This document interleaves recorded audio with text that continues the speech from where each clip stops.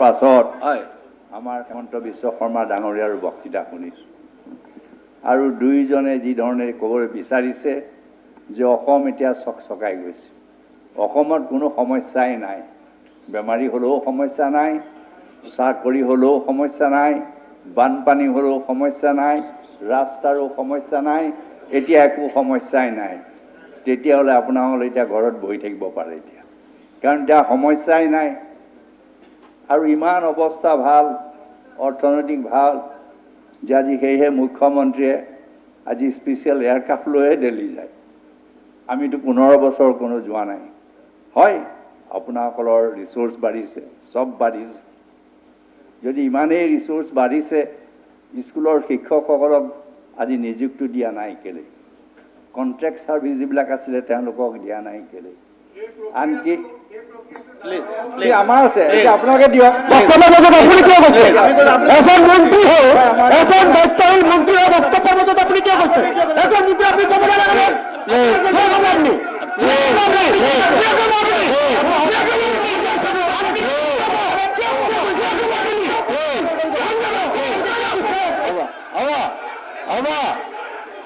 Please sit down. Please sit down. Please sit down. All of you, sit down. Sit down.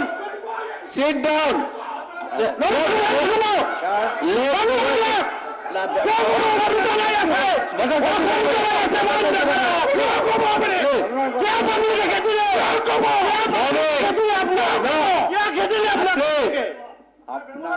ঠিক আছে, বাপ বাপ আপনি কি করছে? What behavior you are giving? Don't. I am there. I check.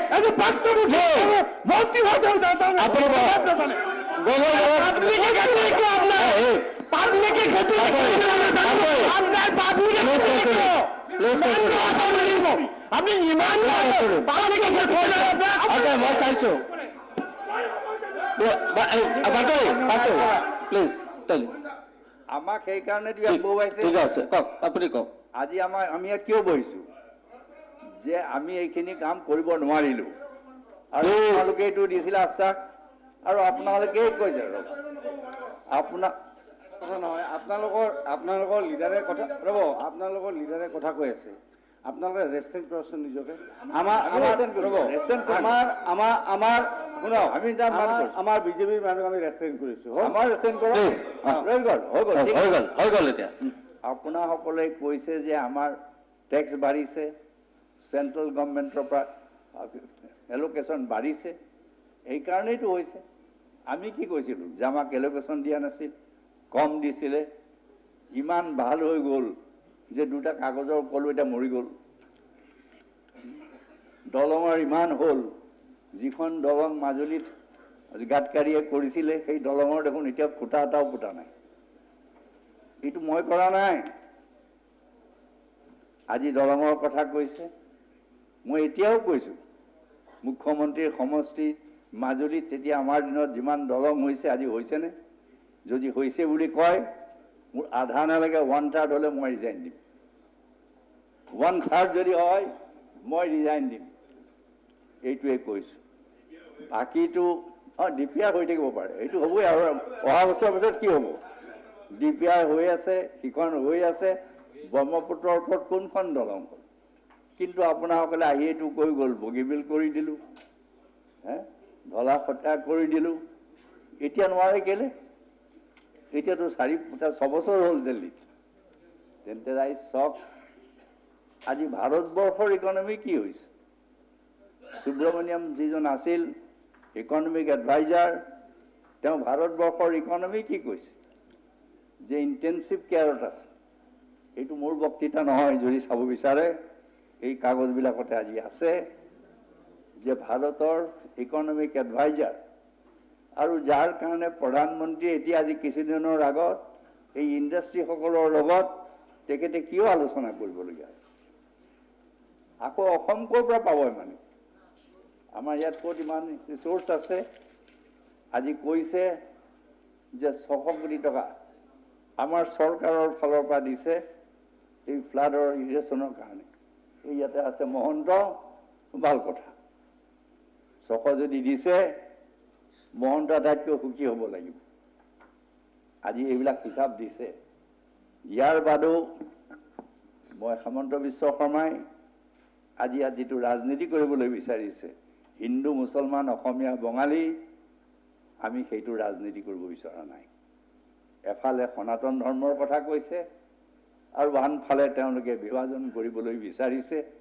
সেয়েহে মই এটা উদাহৰণ যদি কাগজত চাব বিচাৰে, ভাৰ্মা বুলি এজন আছে, তেওঁ JDU মেম্বাৰো, তেওঁ কি কৈছে যে আজি মহাত্মা গান্ধীৰ 150 বছৰীয়া যিটো আজি জন্মদিৱস পাতিছে, কিন্তু আজিৰ চৰকাৰে আজি সেই যিটো মহাত্মা গান্ধীৰ আদৰ্শ আছিল, সেই আদৰ্শৰ পৰা আঁতৰি গৈছে।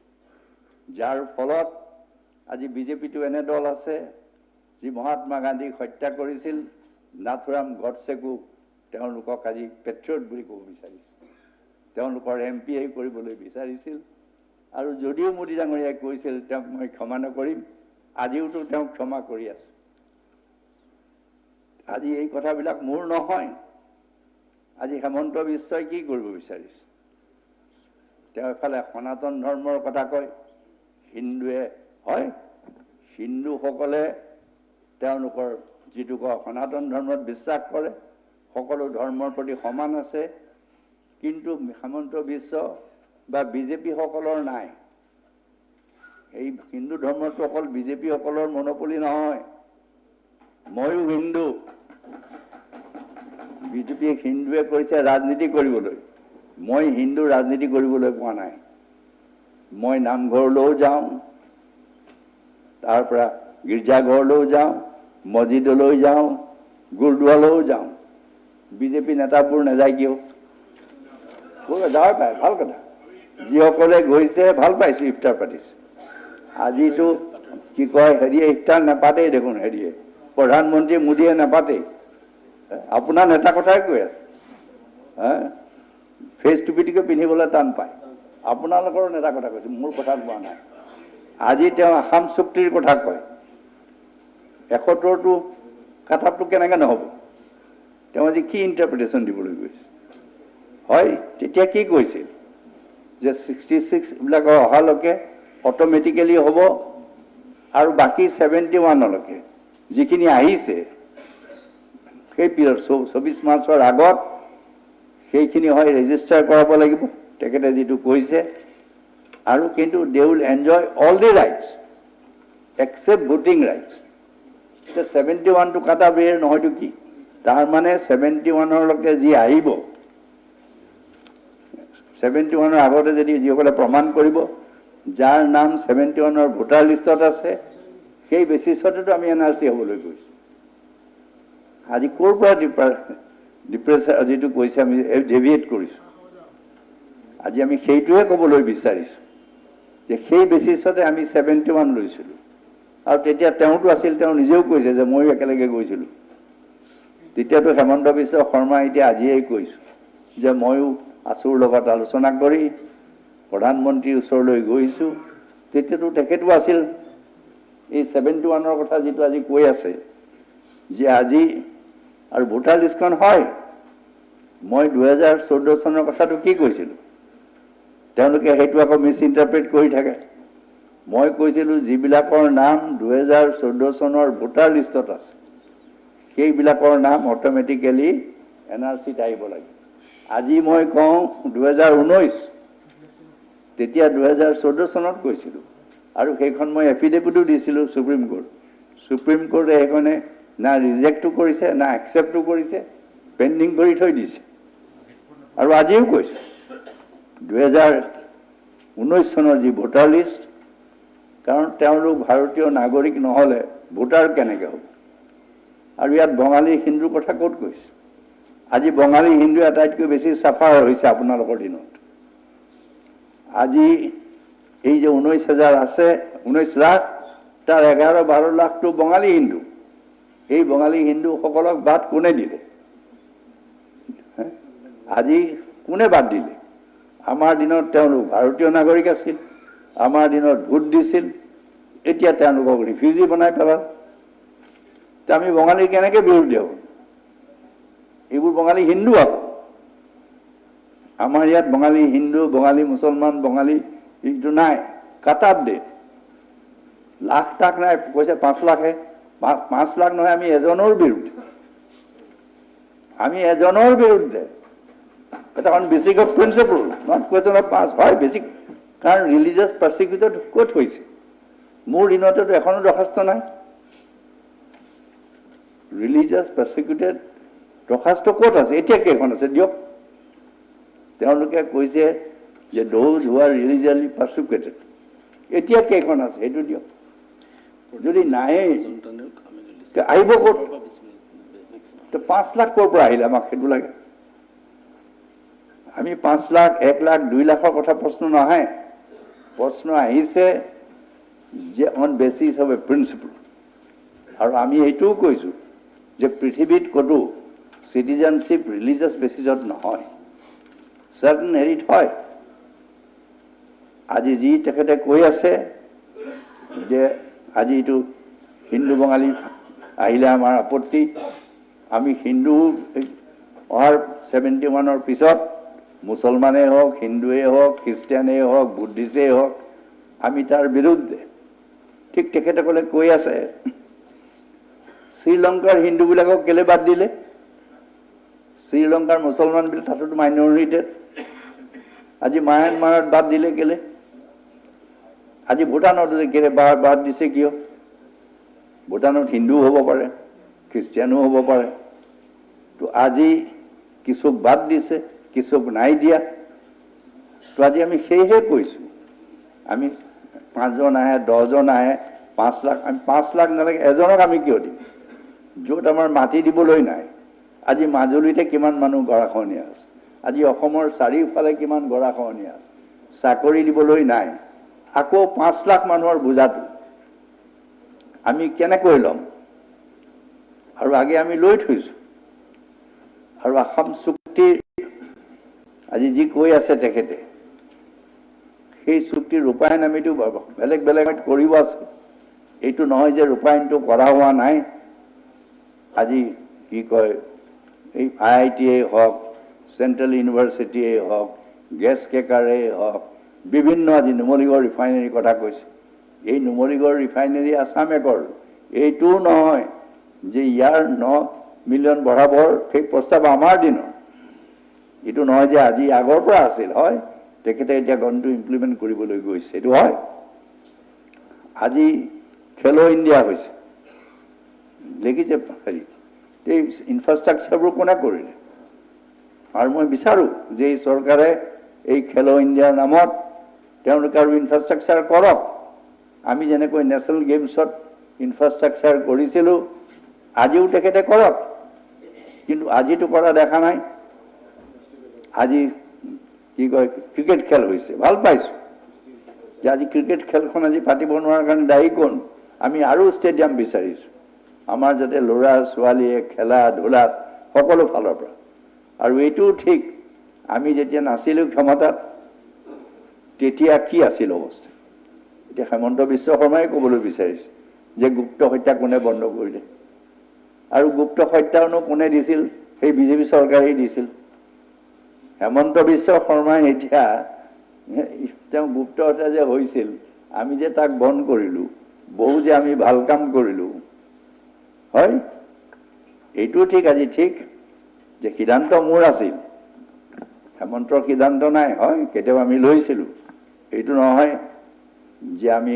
সকলোবিলাক তেওঁৰ মতে কৰিছিলে এইটো নহয় কিন্তু এইটোও ঠিক যে আমাৰ দিনত তেওঁ হয় সেকুলাৰ আছিল এতিয়া কিন্তু তেওঁ মানে RSSতকৈ খুব বাঢ়িয়ে গৈছে তেওঁ কোন সময়ত হিন্দু হয় কোন সময়ত মুছলমান হয় তেওঁ নিজে জানে ক'ব নোৱাৰোঁ ভগৱানেও জানে মই তাৰো সন্দেহ হয় মোদীৰ বিৰুদ্ধে যিজনে এনেকৈ কথা কয় আমি কেতিয়াও নকওঁ যে মোদীৰ পাইপত মুছলমানৰ তেল যায় চৰ দিব এতিয়া আকৌ কলগছিয়া দেখে চব মুছলমান চব বিদেশী দেখে কি চামগুৰি বিদেশী দেখে এই যে কৰিছে যে কমিউনেল হেট্ৰেডটো এইটো শংকৰদেৱৰ আদৰ্শ নহয় আজান ফকীৰৰ আদৰ্শ নহয় আমাৰ বেছিভাগৰে আদৰ্শ নহয় কলগছিয়াৰ কথাই কওক চামগুৰিৰ কথাই কওক, বিজেপিৰ বেছি সদস্য মই নাপাবোঁ যে এইটো সময়ত কৈছে বহুতে যে আমিও যাওঁ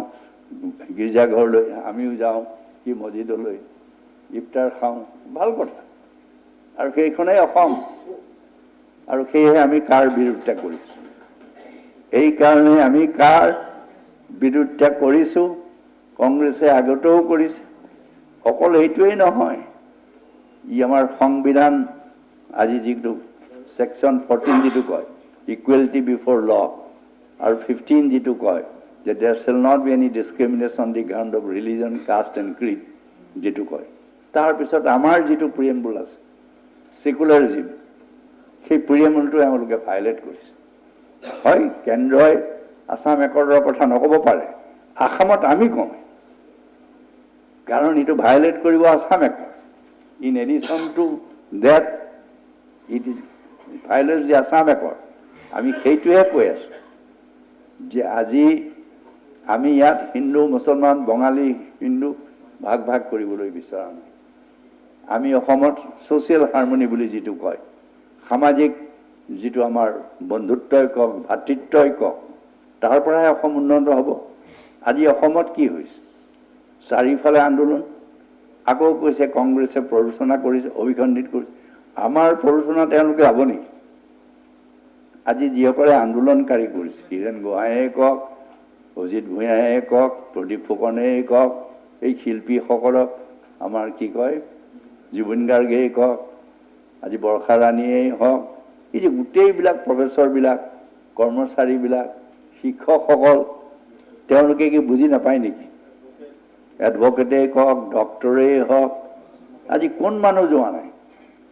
আৰু এইটো নহয় যে অকল মুছলমান মানুহে ইয়াৰ লিড লৈছে, কিন্তু ভাৰতবৰ্ষত হিন্দুসকলে আজি ইয়াৰ লিড লৈছে। যদিও ইয়াত মুছলমানসকলক এটা আনচাৰ্টেনিটি বা ছেকেণ্ড গ্ৰেড চিটিজেন কৰিবলৈ বিচাৰিছে, কিন্তু আজি ভাল কথা, যিহেতু আমাৰ হিন্দুবিলাক সনাতন ধৰ্মত বিশ্বাস কৰে, সৰ্বধৰ্মত বিশ্বাস কৰে, সেয়ে আমি মহাত্মা গান্ধী আদৰ্শৰ বা জৱাহৰলাল নেহৰুৰ বা আমাৰ যিটো আম্বেদকাৰৰ যিখন সপোন ভাৰতবৰ্ষ, আমি সেয়েহে কৰিবলৈ বিচাৰিছোঁ। হয়, আজি বিজেপি দলৰ মুখ্যমন্ত্ৰী এনে দুৰৱস্থা হৈছে, তেখেতে কৈছে যে মোক একাষৰীয়া নকৰিব। এনে ধৰণৰ যদি অৱস্থা হয়, তাৰ মানে আত্মবিশ্বাসটো হেৰাই গৈছে। আৰু ক'ৰবাত মুখ্যমন্ত্ৰী দেখিছেনে যে এজন সাংবাদিকে মুখতে কৈ দিয়ে যে আপুনি বহুতীয়া চৰকাৰ নহ'ব? আমাকতো কোনোদিন কোৱা নাছিল, মই কোৱা নাই। প্ৰদীপ বৰুৱা প্ৰান্তিকৰ সভাপতি সম্পাদক, তেখেতে যদি ক'বলৈ হয়, ক'ব পাৰে যে আপোনালোকেও চেণ্ট্ৰেল গভৰ্ণমেণ্টক কনভিন্স কৰক। মই ডাউট কৰোঁ যে অসম চৰকাৰ এই কাৰ তেওঁলোকে বা বেছিভাগ যিবিলাক সদস্য কিমান তেওঁ অন্তৰে সমৰ্থন কৰে বিজেপিৰ মই সদস্যসকলৰ, তাতো মোৰ সন্দেহ আছে। কিন্তু তেখেতসকলৰ উপায় নাই, বেচেৰাক মই যদি কৰিছে ভাল কথা, কৰক। স্পষ্ট হোৱাটো ভাল বুলি মই কওঁ। মইতো কওঁ স্পষ্টবাদী। আজি যেনেকৈ হেমন্তই কৈছে ৰাজনীতি যুদ্ধ হ'ব, যুদ্ধ হ'ব, মই যুদ্ধ কৰিম, 85 চন ধৰি যুদ্ধ কৰিম, আৰু যুদ্ধত আমি হৰুৱাবও কৰিব লাগিব। আৰু আমিও ডিটাৰমাইন যে আমি হৰুৱাম, আমি ডিটাৰমাইন। কাৰণ আজি ৰাইজ গোটেই আসাম জ্বলিছে।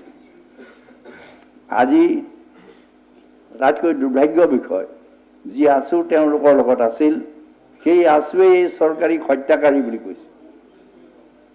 আজি সমুজ্জ্বল ভট্টাচাৰ্যই কৈছে যে হত্যাকাৰী। আমাৰ লগতো নহয় তেওঁলোক, আমাৰতো সদায় বিৰোধিতাই কৰি থাকে, এতিয়াও বিৰোধিতা কৰি থাকে। কৰক, কোনোবা বিৰোধিতা কৰিবই, আৰু আমিও কৰিব লাগিব। অকল অসমতে নহয়, ভাৰতবৰ্ষত এনে ধৰণৰ ছাত্ৰ বিদ্ৰোহ আমি দেখা নাই। আমিওতো ইমান দিন ৰাজনীতিত আছোঁ, আগে হৈছিল অসমত, আসামত হয়, পাটোৱাৰীহঁতো আছিল, মহন্তহঁতো আছিল, আসামত তেতিয়া এক্সেপশ্যন আছিল। আজিতো গোটেই ইণ্ডিয়াত হ'ল।